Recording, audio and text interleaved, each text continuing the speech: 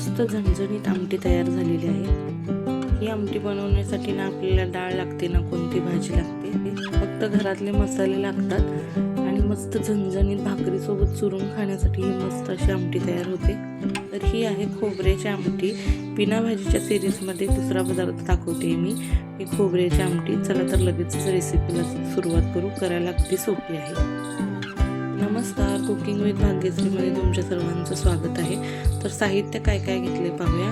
तर मी खोबऱ्याचा खीस घेतलेला आहे, लसूण थोडा सोलून चेचून घेतला आहे, तीळ घेतलेले आहेत पांढरे, कांदा चिरून घेतलेला आहे, बेसन आहे थोडंसं आणि थोडं फोडणीसाठी कढीपत्ता घेतलेला आहे। चला तर लगेच आपण रेसिपीला सुरुवात करू। तर इथं पॅनमध्ये मी तीळ भाजून घेते। तीळ छान असं चटचटीपर्यंत भाजून घ्यायचे आहेत आपल्याला। आता हे तीळ मंद आचेवर भाजून झालेले आहेत, हे काढून घेऊया।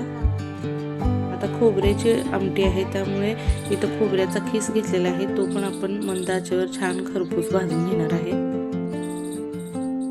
आता इथं खोबरं पहा मस्त खरपूस असं भाजून झालेलं आहे, हे देखील काढून घेऊया।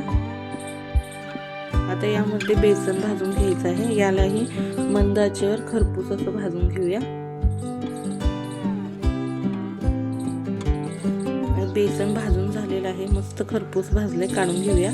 आणि इथं भाजलेलं खोबरं आणि तीळ गार झालेलं आहे, थंड झालेलं आहे। हे मिक्सरच्या भांड्यात पाणी न घालता नुसतं भुरकन फिरवायचं, लगेच बारीक कूट तयार होतो, हे पहा। आता करूया फोडणी। कढईमध्ये 3 चमचे तेल घ्या। आता यामध्ये घालून घेऊ जिरे मोहरी। आता ही जिरे मोहरी छान तडतडू दिली की यामध्ये घालून घेऊ कढीपत्ता।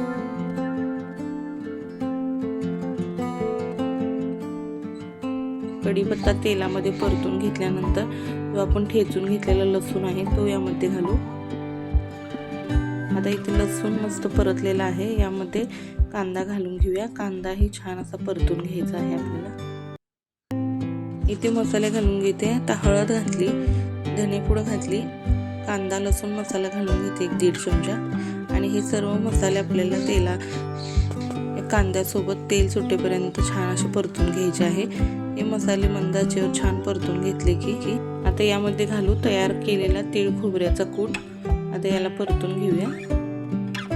आता हे परतून झालं, आता यामध्ये घालूया पाणी। साधारण 3 वाट्या पाणी मी इथे घालते।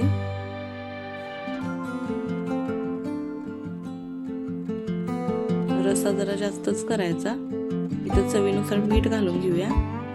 सुरुवातीला हे पातळ वाटलं तर यामध्ये आपण बेसन घालणार आहे, त्यामुळे हे या आमटीला दाटसरपणा येतो। आता उकळी आली की यामध्ये आपल्याला बेसन घालून असं छान मस्त गुठळ्या फोडून घ्यायच्या आहेत।